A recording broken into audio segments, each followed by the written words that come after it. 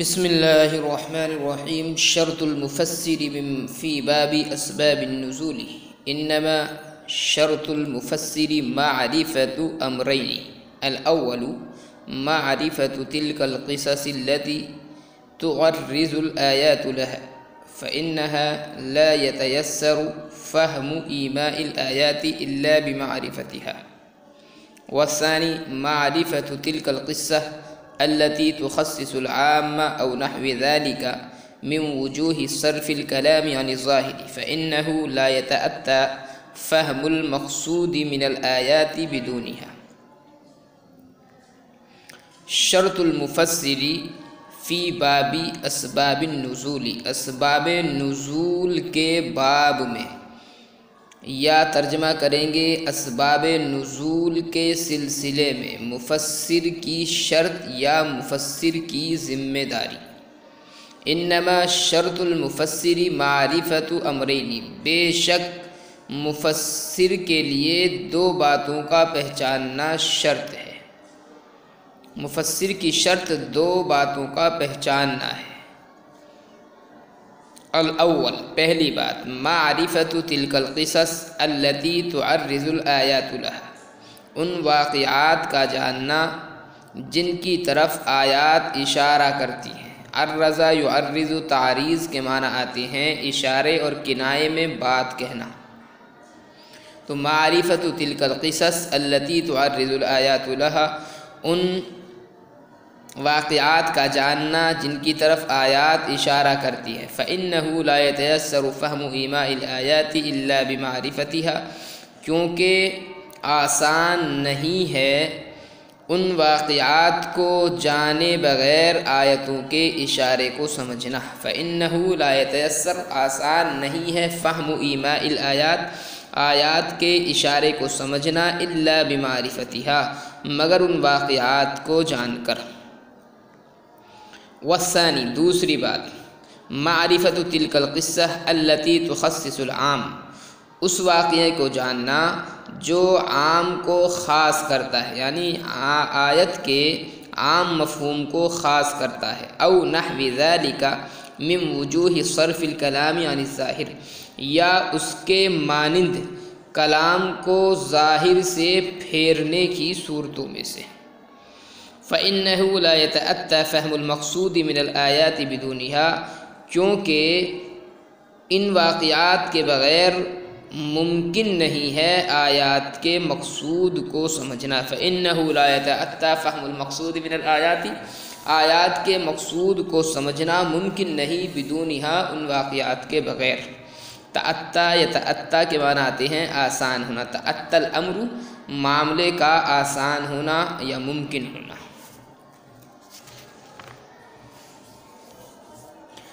اسباب نزول کے سلسلے میں مفسر کی ذمہ داری کیا ہے؟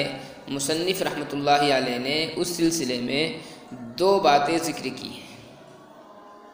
پیچھے یہ بات آئی تھی کہ متقدمین یعنی صحابہ کرام اور تابعین اعظام رضی اللہ عنہم کے نزدیک نزلت فی قضا کا جو مفہوم تھا وہ بہت وسیع تھا، اور مختلف مضامین کے لیے وہ نزلت فی قضا کا استعمال کیا کرتے تھے۔ اس لیے محدثین اپنی کتابوں میں اسباب نزول کے تعلق سے جتنے واقعات ذکر کرتے ہیں ان سب کا جاننا مفسر کے لیے ضروری نہیں ہے۔ ماقبل میں یہ بات آئی ہے۔ پھر کس چیز کا جاننا مفسر کے لیے ضروری ہے؟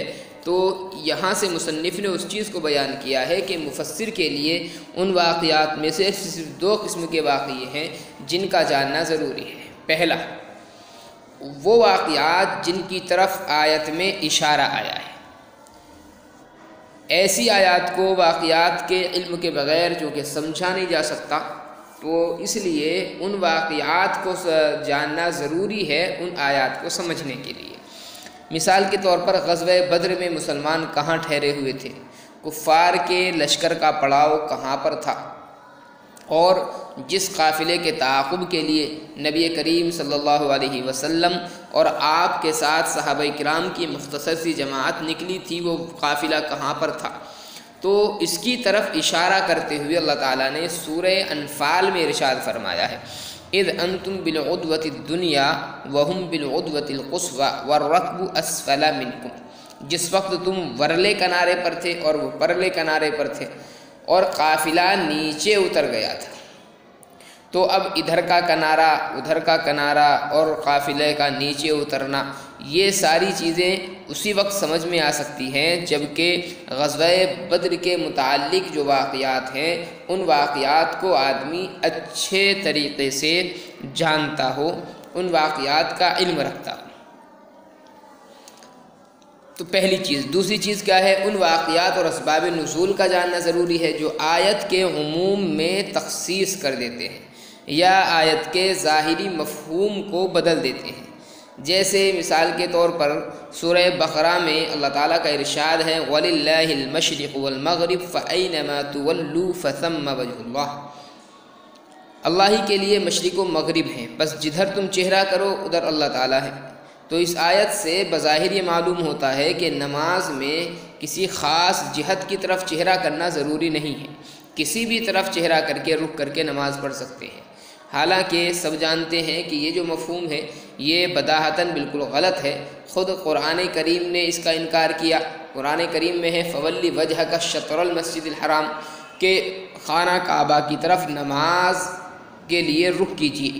تو اس میں چونکہ خود کعبے کی طرف چہرہ کر کے نماز پڑھنے کا حکم دیا گیا، اس لیے یہ جو آیت ہے وَلِلَّهِ الْمَشْرِقُ وَالْمَغْرِبُ، اس کا صحیح مطلب سمجھنے کے لیے اس کے شان نزول کا جاننا ضروری ہے۔ چنانچہ حضرت عبداللہ بن عباس فرماتے ہیں کہ جب مسلمانوں کو بیت المقدس کے بجائے کعبۃ اللہ کی طرف چہرہ کرنے کا حکم دیا گیا تو یہود مدینہ نے اعتراض کیا تھا کہ آخر اس تبدیلی کی کیا وجہ ہے۔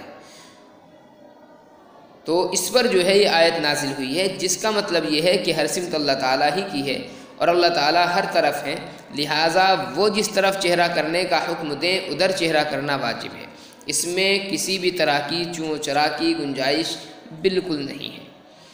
ایسے ہی سورہ مائدہ میں ایک آیت ہے لیس علی الذین آمنوا وعملوا الصالحات جناح فیما طعموا اذا ما اتقوا وآمنوا وعملوا الصالحات، جو لوگ ایمان لائے نیک کام کیے ان پر کوئی گناہ نہیں اس میں جو وہ کھا چکے، جبکہ وہ اللہ سے ڈرتے رہے اور ایمان لائے اور نیک کام انہوں نے کیا۔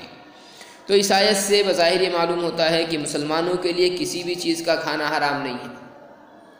اگر دل میں ایمان ہو اور خوف خدا ہو اور انسان کے اعمال نیک ہو تو جو چاہے وہ کھا پی سکتا ہے۔ اور چونکہ یہ آیت جو ہے تحریم شراب کے بعد آئی ہے، اس لیے کوئی یہ بھی کہہ سکتا ہے کہ اس آیت نے نیک مومنوں کے لیے شراب کی بھی اجازت دے دی ہے، شراب کو حلال کر دیا ہے۔ اور یہ جو مسئلہ ہے یہ صرف شبے کی حد تک نہیں بلکہ بعض صحابہ کرام کو بھی اس آیت سے غلط فہمی ہوئی تھی، اور حضرت عمر رضی اللہ عنہ کے سامنے انہوں نے آیت سے استدلال کر کے یہ خیال بھی ظاہر فرمایا تھا کہ شراب پینے والا اگر ماضی میں گزرے ہوئے زمانے میں نیک رہا ہو اور اس کی عام زندگی نیک لوگوں کی سی زندگی گزری ہو تو اس پر شراب پینے کی سزا جو ہے وہ جاری نہیں ہوگی۔ پھر بعد میں حضرت ابن عباس رضی اللہ تعالیٰ عنہ نے اس آیت کے شان نزول کے حوالے سے صحابہ کرام کی اس غلط فہمی کو دور فرمایا۔ آیت کا شان نزول یہ تھا کہ جب شراب اور قمار کی حرمت نازل ہوئی تو بعض حضرات نے یہ سوال کیا کہ صحابہ کرام جو صحابہ حرمت کا حکم نازل ہونے سے پہلے وفات پا گئے اور انہوں نے اپنی زندگی میں شراب نوشی یا جوئے بازی نہیں چھوڑی تھی، ان کا کیا انجام ہوگا؟ تو اس کے جواب میں آیت نازل ہوئی ہے کہ جن مؤمنین نے حرمت کا حکم نازل ہونے سے پہلے شراب پی ہے یا جوا کھیلا ہے اور اس کا مال کھایا ہے تو ان پر کوئی عذاب کی بات نہیں ہے، وہ بخشائے ہیں، ان کی مغفرت ہو چکی ہے، بشرطے کہ وہ مؤمن ہوں اور عمل صالح انہوں نے کیا ہو اور اللہ تعالیٰ کے دوسرے احکامات کے وہ پابند رہے ہوں۔ تو مطلب یہ ہے کہ یہ جو آیت ہے جب تک اس کا شان نزول آپ معلوم نہیں کر لیتے، شان نزول ہمیں معلوم نہیں ہو جاتا، تب تک یہ جو آیت ہے اس کا صحیح مفہوم سمجھ میں نہیں آ سکتا۔ صحیح مفہوم جاننے کے لیے اس آیت کے شان نزول کا جاننا یہ ضروری ہے۔ تو بہرحال یہ دو چیزیں ہیں جن کا مفسر کے لیے جاننا ضروری ہے، اور بغیر ان کو جانے مفسر جو ہے کسی بھی آیت کی تفسیر کو سمجھ نہیں سکتا ہے۔ ان میں سے ایک ہے معرفت تلک القصص التی تعرض الآیات لہا، ان واقعات کا جاننا جن کی طرف آیات میں اشارہ موجود ہے، اور دوسرے معرفت تلک القصص التی تخصص العام، ان واقعات کو جاننا جو آیت کے عام مفہوم کو خاص کرتے ہیں۔